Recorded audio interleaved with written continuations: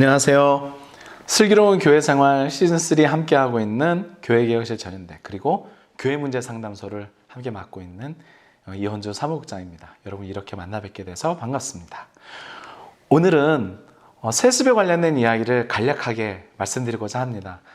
세습에 대한 여러 가지 이야기들은 이미 저희 교회개혁 실천연대에서 책자로도 발간이 되었고, 그리고 많은 이야기들이 있었습니다만, 오늘 이 시간에는 개략적으로 여러분들에게 말씀드리고자 합니다.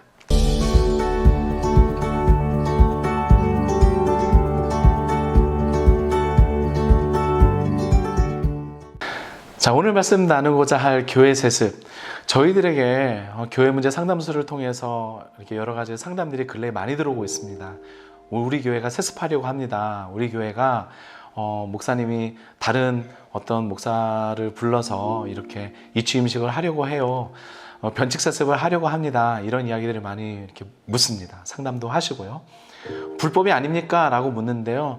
불법이라고 규정하기 매우 어려운 부분들이 많습니다.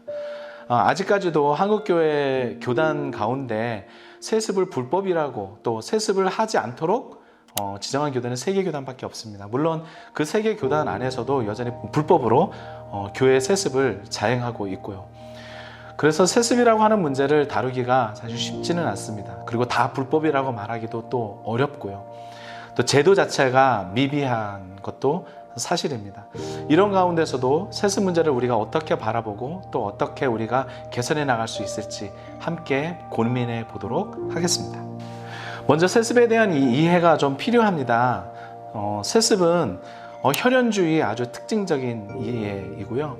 특권층이 독단적으로 참여해서 많은 성도들의 어떤 의견이 아니라 특권층이 이루어져 가고 있는 어떤 교회 권력과 그리고 교회 돈을 이양하고 있는 모습이라고 볼 수 있죠. 세 번째는 교회 사유화의 아주 대표적인 모습이기도 합니다.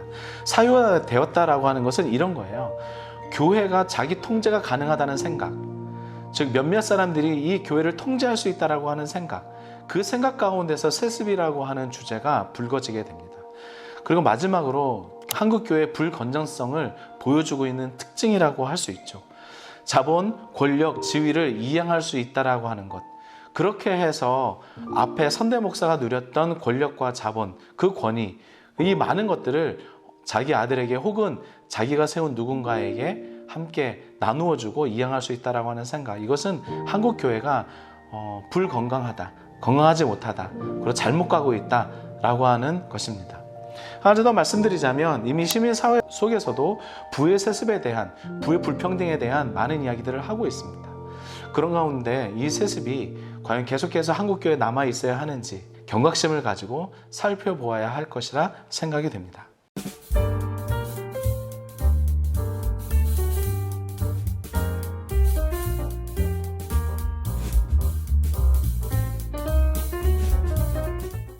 세습의 정당성을 주장하시는 분들은 안정적인 리더십을 교체하기 위해서, 두 번째는 교회 내 갈등과 성도들의 이탈을 방지하기 위해서, 그리고 세 번째는 지금까지 성장했던 교회가 계속해서 성장하기 위해서 교회 세습이 필요하다라고 하는 주장을 많이 하고 있습니다.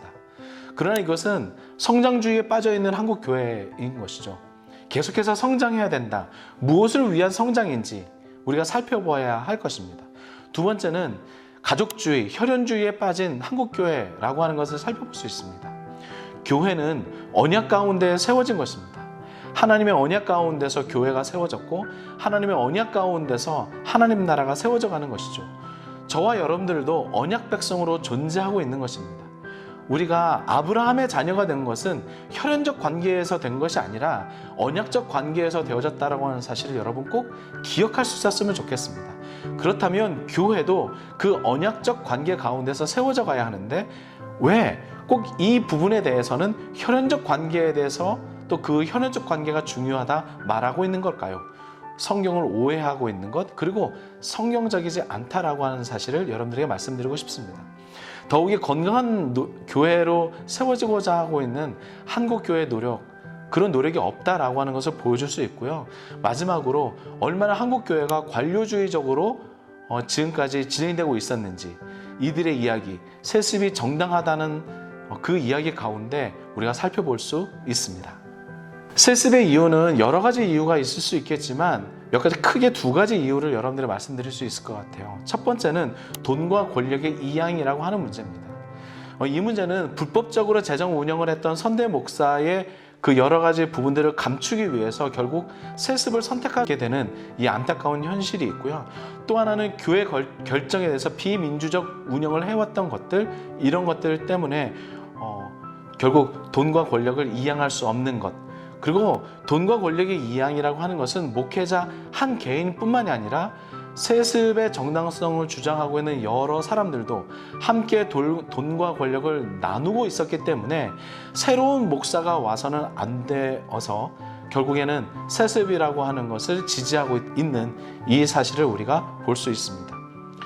두 번째, 왜 세습을 하려고 할까? 그것은 선대 목사의 비선적 영향력을 끊임없이 행하기 위해서 세습이라고 하는 것을 감행합니다.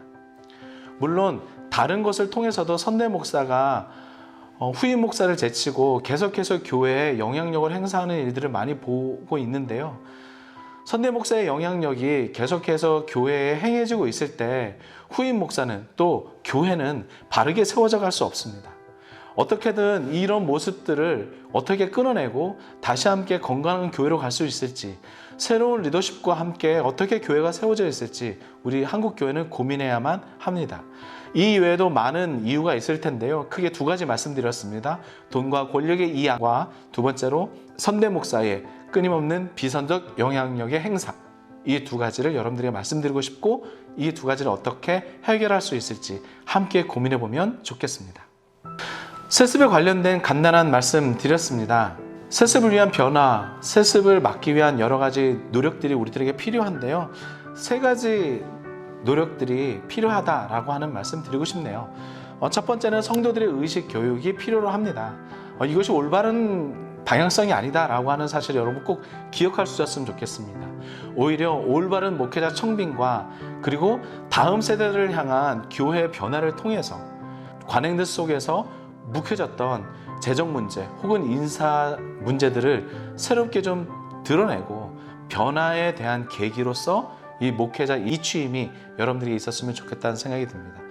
이 일들을 통해서 성도님들의 다시 한번 높은 교회를 향한 의식이, 그리고 그렇게 각성된 그리스도인이 또 그런 시민이 됐으면 좋겠다는 생각 들고요.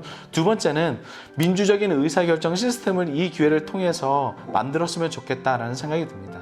여러분, 교회 내에 어떤 의사결정 체계를 가지고 있는지, 단순히 한 목회자 혹은 당회의 몇몇 사람들을 통해서 교회가 결정되고 교회 비전이 결정되는 것이 아니라 이제는 민주적인 의사결정 시스템을 통해서 이제 바른 방법으로 목회자 청빙을 하고 그 가운데서 다시 한번 교회의 꿈을 그려내는 일들이 있었으면 좋겠습니다. 마지막으로 교단적 노력이 있었으면 좋겠어요. 법이 있어도 법을 지키지 않는 교회를 여전히 옹호하는 교단, 또 아예 교회 세습을 옹호하고 있는 교단,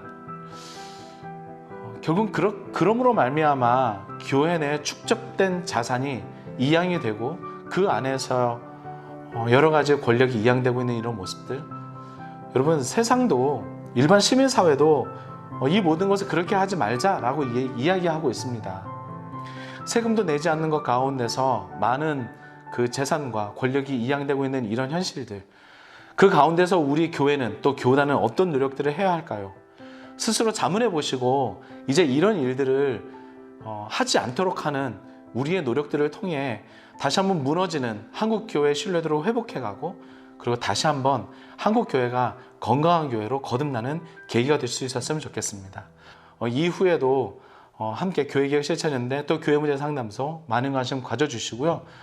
그러므로 말미암아 여러분들의 교회가 조금 더 건강해지는 교회로 한 걸음 발돋움 되었으면 좋겠습니다. 감사합니다.